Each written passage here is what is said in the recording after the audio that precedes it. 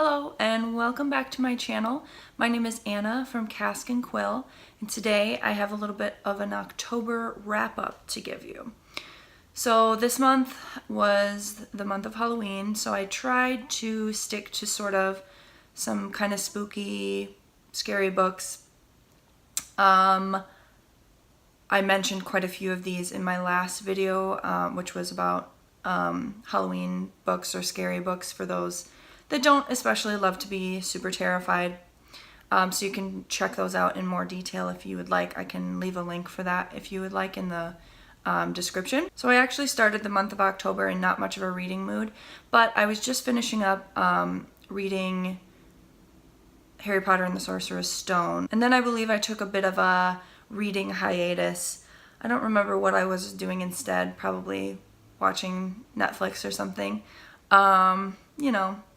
But then I moved on to The Picture of Dorian Gray by Oscar Wilde. I know I talked about that in my last video as well. I do recommend that if you have not read it yet.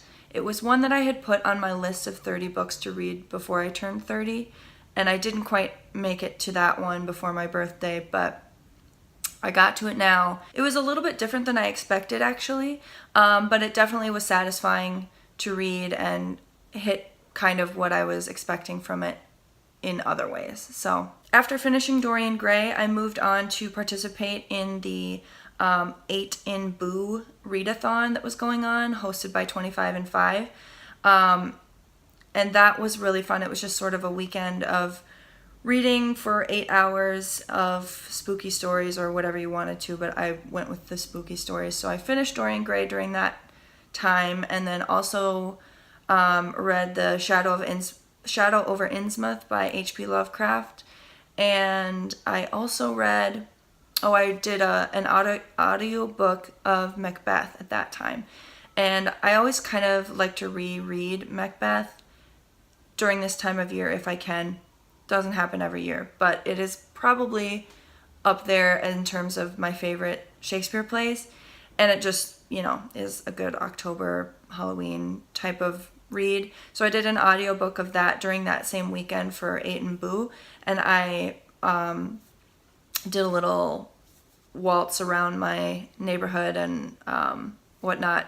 It was actually quite cold, as I recall, but it was nice because the sun was out, and it was just a nice way to experience a book while also giving myself a break from sitting in my chair and reading.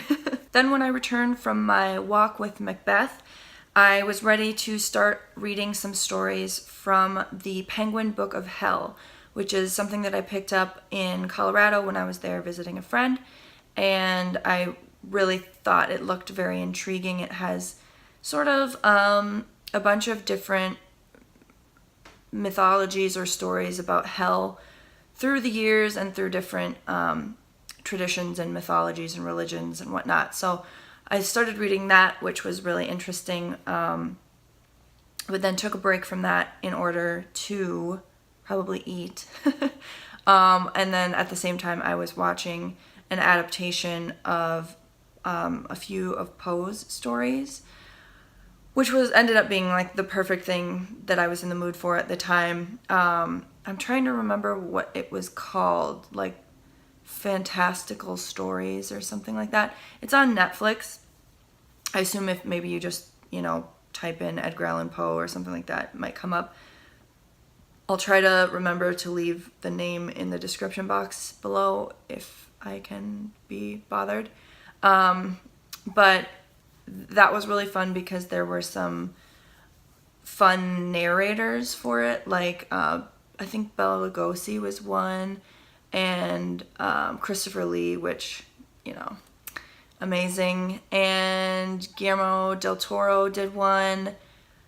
Anyway, they were really good, and just kind of a fun way to experience some of those stories. And they were like a drawn, animated version of a few of the stories. I think there was Fall of the House of Usher was on there, Telltale Heart, and Mask of the Red Death, which is my fave.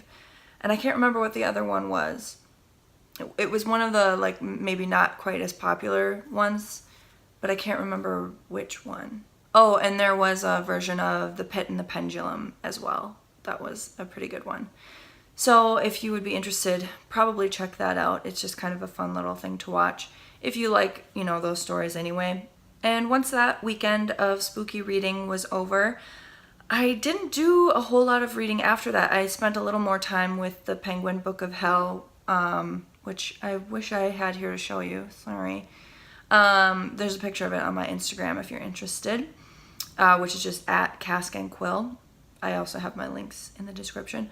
But I didn't really do much reading after that. I think mostly because I was sort of in the mood to watch Halloween stuff, and also I started watching last weekend that on Netflix, that new Sabrina show.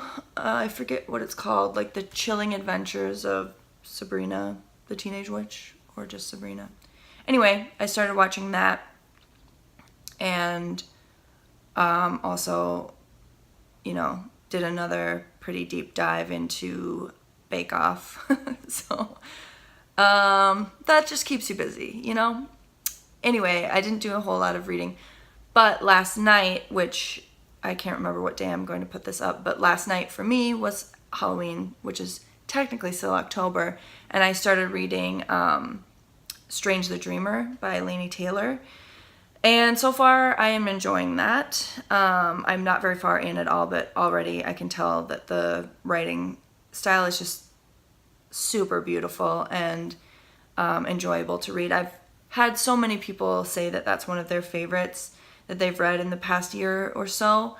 And I'm really looking forward to kind of getting further into that and seeing what they're talking about, see what I've been missing this whole time that I haven't picked it up. So that's pretty much everything that I've read in October. Like I said, had a couple of spells of reading inactivity, which is just fine. But I am looking forward to getting back into reading some of the books that I have checked out from the library. Like I said, Strange the Dreamer. And then I also have another one checked out that I'm looking forward to. I can't remember what it was. Oh, it's Nevermore, The Tales of Morgan Crow. I think that's the proper name.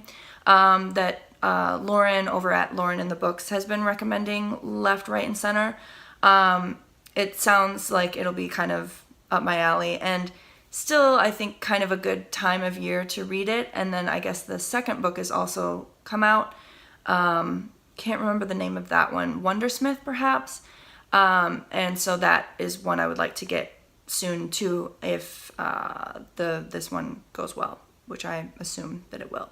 But I am planning to participate in her cozy reading night, which is actually this Friday, November 2nd, but I will be participating on Saturday evening, November 3rd instead.